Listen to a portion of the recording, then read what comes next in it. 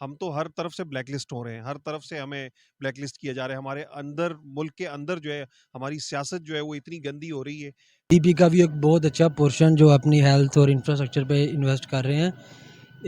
China को compete करना है। रिसेंटली उन्होंने टेक ओवर किया है ब्रिटेन को, और वो 5th लार्जेस्ट इकानमी है इस वक्त, और दुनिया की one of the biggest consumer markets हैं। तो इंडिया नो डाउट आगे है, वहाँ पे एक जमहूरियत कायम है और अरसे दराज से कायम है। वहाँ किसी न्यूट्रल्स की या किसी उसके इदारों की जो है वो इन्वॉल्वमेंट नहीं है वहाँ पे। हमारे यहाँ पे स्टेबिलिटी नहीं है। तो फ्यूचर है इंडिया दुनिया का। दुनिया को पता है कि दुनिया का बहुत बड़ा चंक उधर बैठा है।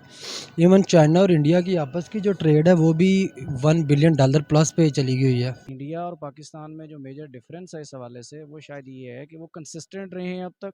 उन्होंने जो एजुकेशन सेक्टर है उनका वो पाकिस्तान से फॉर बेटर है। जय हिंद दोस्तों, पाकिस्तान ब्रेकिंग न्यूज चैनल में आप सभी का हार्दिक स्वागत। भारत तरक्की के ऊपर तरक्की करते जा रहा है, जहां पर पीएम मोदी ने $1.2 ट्रिलियन की गति शक्ति प्रोजेक्ट लॉन्च की, जिसमें भारत अब अपने भारत के अंदर की सभी इंफ्रास्ट्रक्चर को अपडेट करेगा, और जिससे भारत में बाहरी देशों से आने वाले कंपनियों को कारोबार करने में बहुत ही अच्छी सुविधा मिलेगी। जहां पर भारत ने अभी ये डिसीजन लिया कि वो अपने रेलवेज, रोड, पोर्ट्स और एयरपोर्ट्स को भी अपडेट करेगा इस नीति के अंतर्गत, और जहां पर लॉजिस्टिक में बहुत सारे लोगों को फ़ायदा पहुंच सके। जहां पर ब्लूमबर्ग ने एक आर्टिकल छापा है जिसमें उन्होंने कहा कि बहुत सारी कंपनियां चाइना से भारत में शिफ्ट होना चाहती है, पर वो इंफ्रास्ट्रक्चर के कारण नहीं हो पा रही है। इसलिए भारत ने ये कदम उठाया है जिससे बहुत सारी कंपनीज चाइना से भारत में शिफ्ट होगी और उनको चाइना से ज़्यादा सुख सुविधा भारत में मिलेंगी। अगर कंपनियों ने चाइना को छोड़कर भारत का रुख अपनाया तो चाइना पूरी तरह बर्बाद हो जाएगा, जहाँ पर चाइना की हालत अभी से ही खस्ता हालत में है। ये सब प्लान से भारत बहुत दूर की सोच रहा है, जहां पर भारत ने ये डिसीजन ले लिया है कि वो अब पूरी दुनिया की मैन्युफैक्चरिंग हब बनेगा और वो दुनिया को प्रोडक्ट्स बेचेगा। क्या ये सब बातों से ऐसा लग रहा है कि भारत आने वाले कल में महाशक्ति बन जाएगा?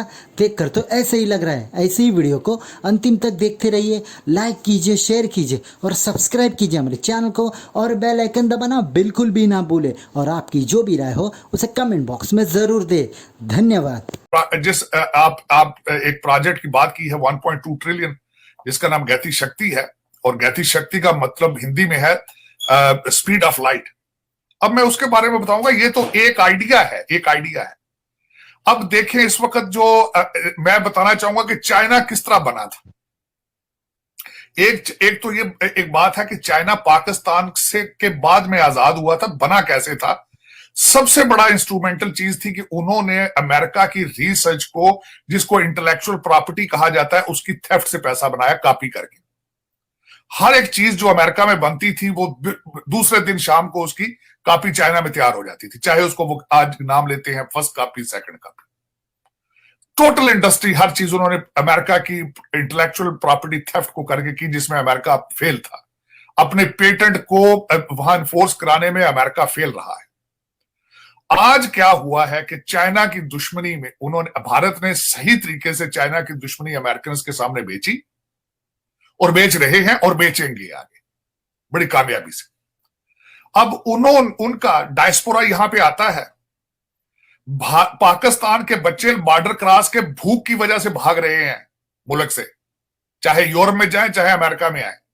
वो पाकिस्तान के लिए या पाकिस्तानी डायस्पोरा को जस्टिफाई नहीं कर पाते। भारत से बच्चा निकलता है, मास्टर डिग्री आईटी के लेके निकलता है, वो यहां पे आके भारत के लिए इंस्ट्रूमेंटल बन चुका है।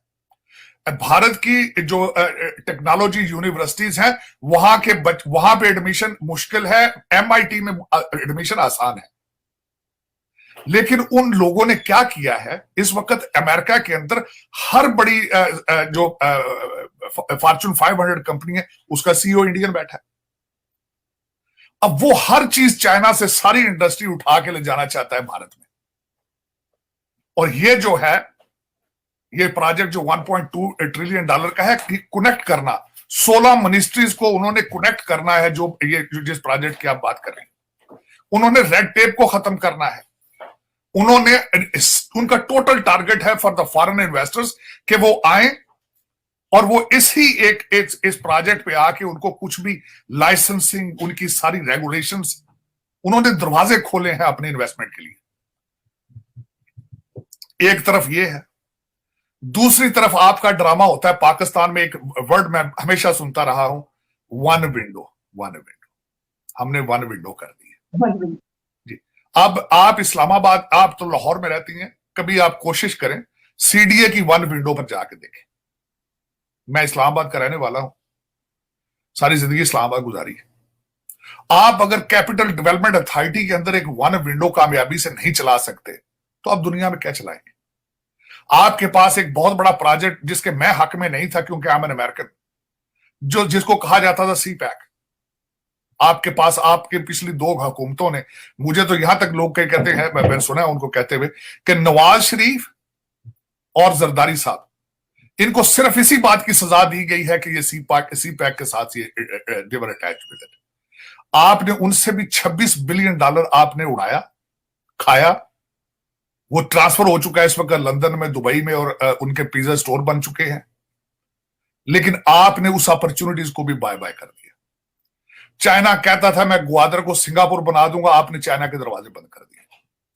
चाइना आपसे नाराज सख्त है। अगले दिन नीलम दरिया के ऊपर डैम बनाना था, वो डैम आधा बना चुके थे, वो छोड़ के वापस चले जा चुके, वो वापस जा चुके, क्योंकि इमरान खान हुकूमत का सबसे बड़ा प्रोजेक्ट यही दिया गया था कि you have to stop CPEC, and he delivered it.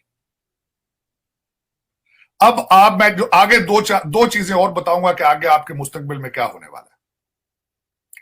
इस वक्त भारत जो है उसको सिक्योरिटी काउंसिल के 2 साल की लीडरशिप उसकी टर्न आ चुकी है, वो 2 साल के लिए उसकी लीडरशिप उनको मिलेगी। दूसरी लीडरशिप की उनकी टर्न आ चुकी है, G20 1 साल के लिए भारत को दे दी जाएगी। अब उनके पास एक इंटरनेशनल लाउड स्पीकर उनके हाथ में होगा। इकोनॉमी उनकी स्ट्रांग है, भारत में दे आर यूनाइटेड। मोदी साहब has given them the steroids of nationalism. अब आप ये बताएं कि इन सर्कमस्टांसेस में कैन यू सर्वाइव? हम तो हर तरफ से ब्लैकलिस्ट हो रहे हैं, हर तरफ से हमें ब्लैकलिस्ट किया जा रहा है। हमारे अंदर, मुल्क के अंदर जो है हमारी सियासत जो है वो इतनी गंदी हो रही है। जीडीपी का भी एक बहुत अच्छा पोर्शन जो अपनी हेल्थ और इंफ्रास्ट्रक्चर पे इन्वेस्ट कर रहे हैं।